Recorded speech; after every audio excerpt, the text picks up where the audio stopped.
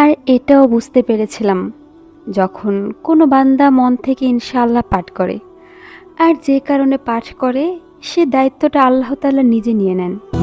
على نور والفرحة مليت حضور مبارك يا أجمل قلبين في درب حب وسرور। আসসালামু আলাইকুম আপু, আমি খাদিজা। সব ভিডিওতে নিজের নাম উল্লেখ করতে আমার খুব ভালো লাগে। আজকের দোয়া কবুলের গল্পটাও ইনশাআল্লাহ বলার শক্তিকে ঘিরে। ইনশাআল্লাহ এই ছোট্ট শব্দটির মধ্যে যে কত বড় শক্তি রয়েছে আল্লাহ তাআলা আমাকে তা নিজের চোখে দেখিয়েছেন। আমরা 3 ভাই বোন। আমার ছোট ভাই মাদ্রাসায় ক্লাস 6-এ পড়ে। ওর মেধা আমাদের 3 ভাই বোনের মধ্যে সবচেয়ে ভালো।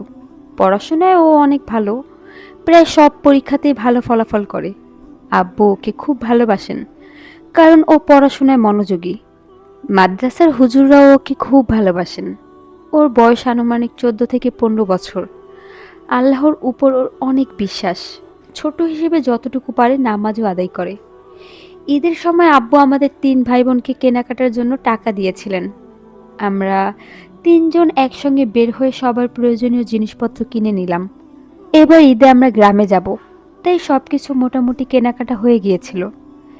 কিন্তু বাসায় ফিরে আমার ছোট ভাই বলল, আমার জামা কাপড় নেওয়ার জন্য একটা ব্যাগ দরকার।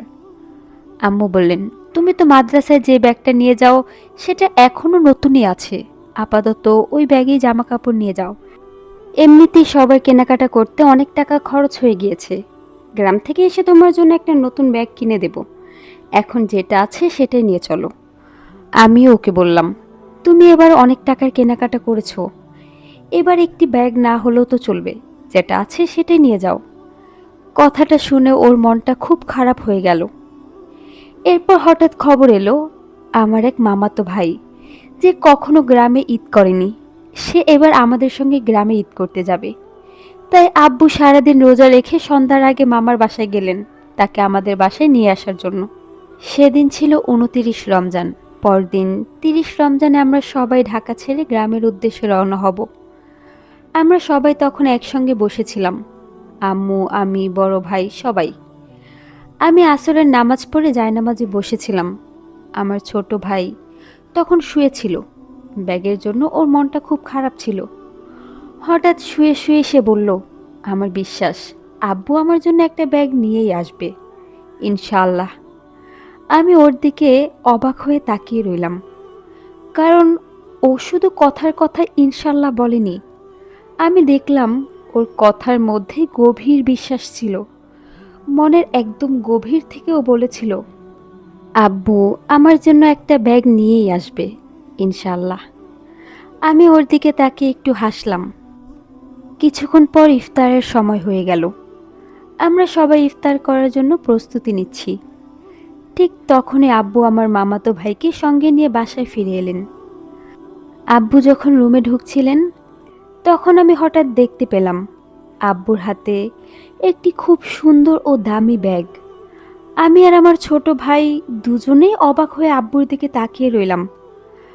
আব্বু এসে ব্যাগটা আমার ছোট ভাইয়ের হাতে দিয়ে বললেন, এই নাও, তোমার মামা তার দোকান থেকে তোমার জন্য এই ব্যাগটা দিয়েছেন। আমি মুহূর্তের জন্য স্তব্ধ হয়ে গেলাম। সঙ্গে সঙ্গে আমার মনে পড়ে গেল কিছুক্ষণ আগের সেই কথা। আমার বিশ্বাস আব্বু আমার জন্য একটা ব্যাগ নিয়েই আসবে, ইনশাআল্লাহ। আমি তখন ছোট ভাইকে বললাম, দেখেছো, তোমার বিশ্বাস পূরণ হয়েছে। ও সেই ব্যাগে নিজের জামা কাপড় গুছিয়ে গ্রামে নিয়ে গেল। আলহামদুলিল্লাহ, আলহামদুলিল্লাহ। আমার ছোট ভাই তখন বলল, আল্লাহ আমার দোয়া কবুল করেছেন। সেদিনের সেই ঘটনাটা আমাকে গভীরভাবে নাড়া দিয়েছিল। আমি বুঝতে পেরেছিলাম, একজন বান্দা যখন আল্লাহর উপর পূর্ণ বিশ্বাস রেখে কোনো বিষয়ের ব্যাপারে ইনশাআল্লাহ বলে, তখন তার অন্তরের সেই তাওয়াক্কুল কত সুন্দর হতে পারে। একটি ছোট্ট ব্যাগের ঘটনা হয়তো কারো কাছে খুব সাধারণ মনে হতে পারে, কিন্তু আমার কাছে এটি ছিল আল্লাহর উপর ভরসা ও ইনশাআল্লাহ বলার শক্তির এক অপূর্ব বাস্তব শিক্ষা। আর এটাও বুঝতে পেরেছিলাম, যখন কোনো বান্দা মন থেকে ইনশাআল্লাহ পাঠ করে, আর যে কারণে পাঠ করে সে দায়িত্বটা আল্লাহ তাআলা নিজে নিয়ে নেন। এটি ছিল আমার দেখা একটি বাস্তব ঘটনা। আল্লাহ আমাদের সবাইকে তার উপর এমন দৃঢ় তাওয়াক্কুল করার তৌফিক দিন, যাতে আমাদের অন্তর থেকে উচ্চারিত প্রতিটি ইনশাআল্লাহ তার উপর পূর্ণ বিশ্বাসের সাক্ষী হয়। সুবহানাল্লাহ, মাত্র একটি ইনশাআল্লাহ, আর তার কয়েক মুহূর্ত পরেই চোখের সামনে মিলে গেল সেই বিশ্বাসের উত্তর। আসলে আল্লাহর উপর দৃঢ় তাওয়াক্কুল নিয়ে উচ্চারিত একটি কথাও যে কত গভীর হতে পারে, এই ঘটনাটি যেন তারই ছোট্ট এক বাস্তব প্রমাণ। আলহামদুলিল্লাহ। علينا يهني هيا ليل غني معانا وانشر فرح في دنيانا